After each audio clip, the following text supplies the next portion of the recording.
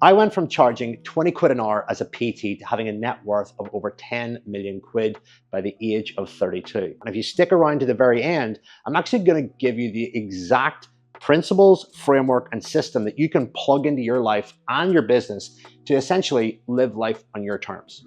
Let's start with the big mistakes around productivity. What not to do. Number one is don't context switch. So if you look at your day, the worst thing that you can do is have creative components on top of managerial components. That means creating content, managing your team, doing sales calls, doing admin, and all sorts of stuff. You want to have clean tasks, clean areas of focus in your day so that you're not context switching and jumping from one creative task to another task that requires a completely different skill set.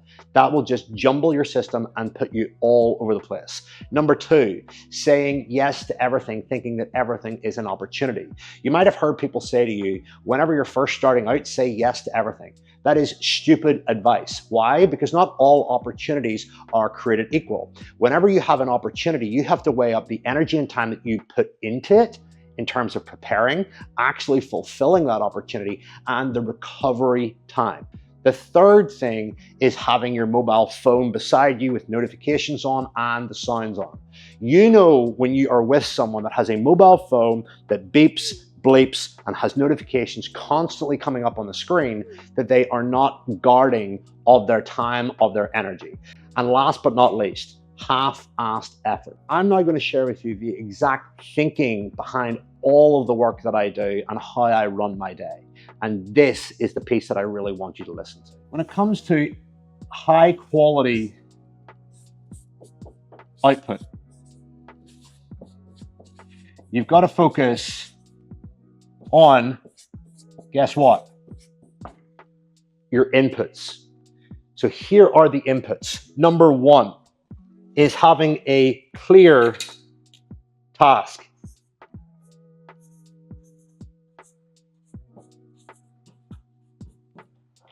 And a clear task is grounded on, number one, most importantly, knowing your success criteria. So what does it mean to be successful in this specific task?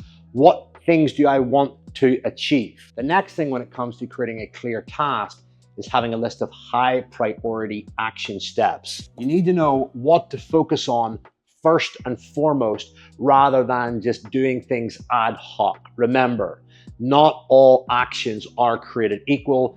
Prioritizing your actions with the most important first means that the task will get done quicker.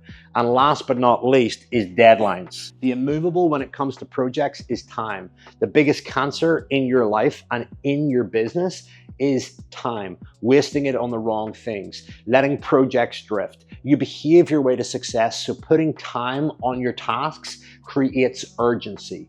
The next thing that you need is zero distractions when it comes to creating high quality output. Zero distractions, three things that you need. Number one is you need to give yourself a time frame. And guess what a time frame does? It creates pressure. Pressure to get things done.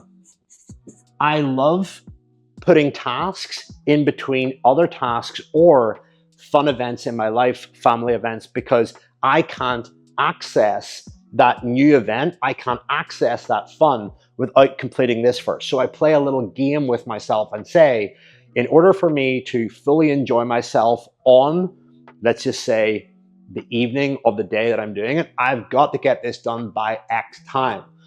So be creative with it, play around and create your own game. The second thing is an enriched environment. That means having a dedicated workspace that inspires you. And here's what I used to do whenever I was first starting out. I made sure that I got myself a standing and a seated desk so that I could adjust my height, I could adjust my body position to allow more blood flow to my brain. I made sure that I had quotes on my wall and quotes around my computer on sticky notes that were phrases, statements, quotes from inspirational people that unlocked a new level of drive in me. You know, when you read something in a book and it really speaks to you, I used to just note those things down, put them on a sticky, and cover my complete computer screen, or get them printed and put them on a wall as psychological drivers that got me into state.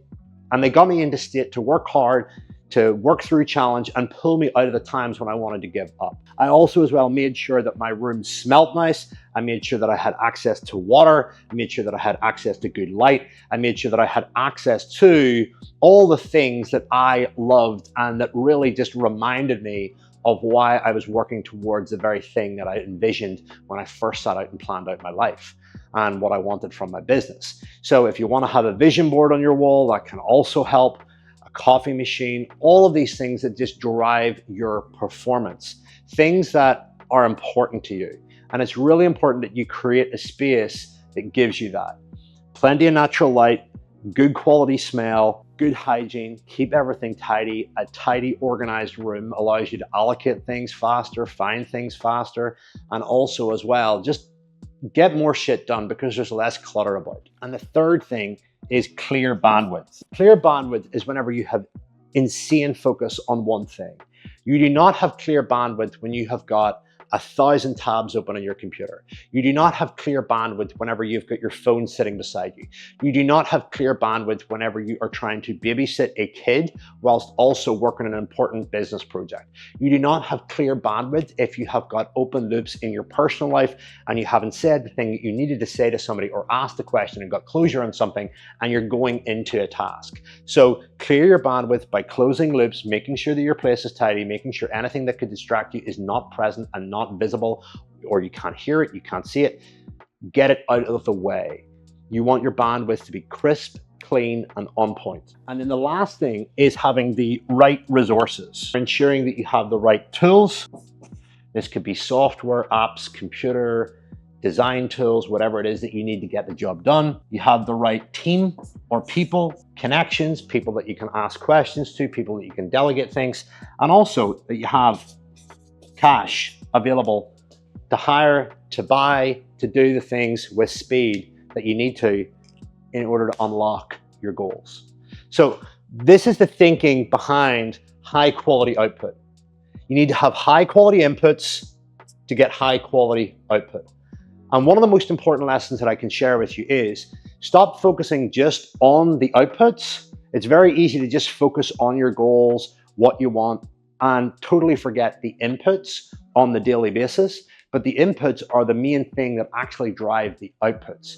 So the next time that you sit down to a task and you think about the amount of money that you want to make, you think about the dream house that you want to have, the dream life that you want to have, thinking about that all the time is going to make you anxious. I can rest assure you, if you focus on high quality inputs every day, that means showing up, giving your best, approaching them like this, using this exact framework, and you rinse and repeat every single day, every single week, every single month, you will get towards your goals faster. Because when you totally forget that you behave your way to success and all you think about is, why am I not at this number? Why have I not got this business yet? You're going to be depressed, you're going to be sad, you're going to feel anxious. Focus on the daily behaviors and the clarity around what needs to happen with those daily behaviors day in, day out, and you will get towards your goals faster. The second principle that I want to add that makes all of this come to life is knowing how to structure your week for maximum happiness, performance, and profit. Here's what you need to do, and this is what I do. Number one is I plan fun in my week first. Why do I plan fun in my week first? Really simply, I want shit to look forward to. So if I've got a dinner with successful friends, if I've got travel coming up, if I've got a party to attend to, I know that there's an outlet at the end of my week that I can enjoy with the people that matter. And I am really strict around what I choose for fun. It's aligned with my values, my interests. I love cooking, I love wine, I love cigars, I love smart conversation about business, and that's it. So I want to ensure that I am in an environment or in a scenario that promotes and supports that. The second thing that I focus on is health. Now, I grew up as a personal trainer and dietitian, so fundamentally my behaviors around health and fitness are already pre-dialed. For most of you, you might want to put health first before fun. But health to me comes second nature because, well, I've already got default behaviors that link into it. I base that around good quality sleep, physical exercise, good quality nutritious food. When am I drinking? When am I having a free day? When am I going to eat a bit of crap? And I just build that into my routine. The third thing that I focus on is business. So what are the most important priorities and action steps? What are the most important meetings that I need to have? And the fourth thing that I focus on is family. Now you might be thinking, why does he put family first? Well, I have to be at my best, perform to my best. I have to fuel my body and I have to be happy in order to give my family the best thing that I have. And sometimes when it comes to fun, family is included in that. If it's a birthday party, if it's a family dinner, whatever. But that's why I put family later down the line, because I want to make sure that I am in the best state possible and that I have got major stuff ticked out of the way so that they can get the best of me. The worst thing in the world is putting your family first and not having your business running at the level that you want it to, and you being stressed and firefighting all the time, and then going into family meetings stressed out, half on your phone, half present. Your family deserve quality time, not quantity of time. And the only way to achieve quality time is to unlock the challenges and complete the stuff that you need to do in your own life first. That gives you the freedom and the peace of mind to rock and roll. And the last thing that I focus on is wealth. So wealth is like investments, what am I spending money on, etc. Where am I putting my money, and all that kind of stuff. So that's a run through of how I structure my week. The third thing is having a sit down meeting with myself. I do this every single Friday at 3 o'clock. What I want to do is I want to make sure by the end of that session, which is 35 minutes, that I have got my week planned, that I have reviewed what are my wins, what are my challenges, what are my lessons, and what do I need to focus on next week in order to move the needle closer towards my goals. And the big thing that you've got to realize around productivity is the main thing that ties it all together is vision. Vision will give you energy and more productivity than any productivity tool out there.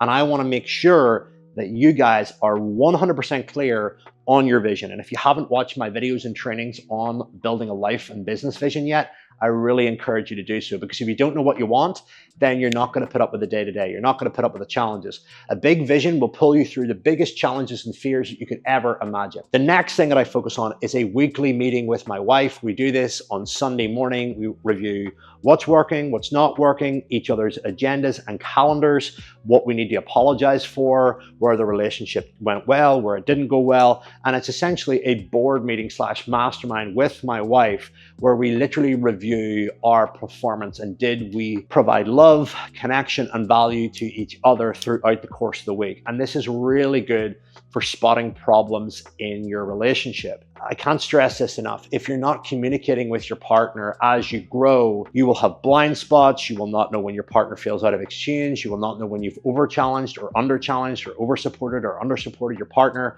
And whenever they start to essentially disconnect. So the purpose of that meeting is to keep us connected, keep us dialed in and aware of each other's emotions and needs throughout the course of the relationship.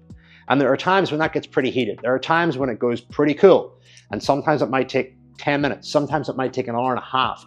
It really depends on what we've encountered. The next thing is having a meeting with my leaders, head of marketing, head of sales, head of customer delivery, and literally running through the wins, the challenges, and the projects and everything that's going on inside those departments. And if you're running a business, the whole goal of running a business is to build a team that build the business, and then you manage the team that build the business. So I've created trainings on this channel, so make sure that you check those out too. And if you're not already subscribed, you're going to want to subscribe, because I will teach you how to build a super lean, high margin, high impact lifestyle business that's built from a small team, not a huge team, and how to run your leaders. And last but not least, in order to make all of this work, you have to be confident with the word no, and entering seasons of hard no's and pretty much saying no to every other distraction that's outside your zone of genius, every other distraction that pulls you away, wastes time, and depletes it. Because remember, not all opportunities are created equal. You've got the time to prepare for an opportunity, the time during an opportunity, and the recovery time after a so-called opportunity to regroup yourself before you move into the next thing. And you want to preserve your bandwidth for the most important stuff in your day, in your week, in your month that moves the needle in your life. And if you're not happy with your life, then there's a very good chance that you're doing the wrong things. You need to stop, have a meeting with yourself, and reflect on what those things are, and make good, firm decisions around what you need to do to change it. The quality of your life is down to the quality of decisions and speed of decisions that you make. So, quick exercise for you to finish this. Write down 2 lists, life and business. Write down all the hard decisions that you've got to make in the next 30 days that are going to make you happier, that are going to make you more money, that are going to give you more freedom, that are going to give you more peace of mind in respect to life, in respect to business. Do that, create a deadline, follow the framework, and watch your life change. If you like this video, drop a comment below, let me know your biggest takeaway, and please don't forget to hit like and subscribe if you've got value from this, because if you aren't subscribed, you're not going to get notified of the latest videos. I put a lot of time and effort into the production of these, and my goal is really simple, is to help you make more money, impact freedom, and live life on your own terms. That's it.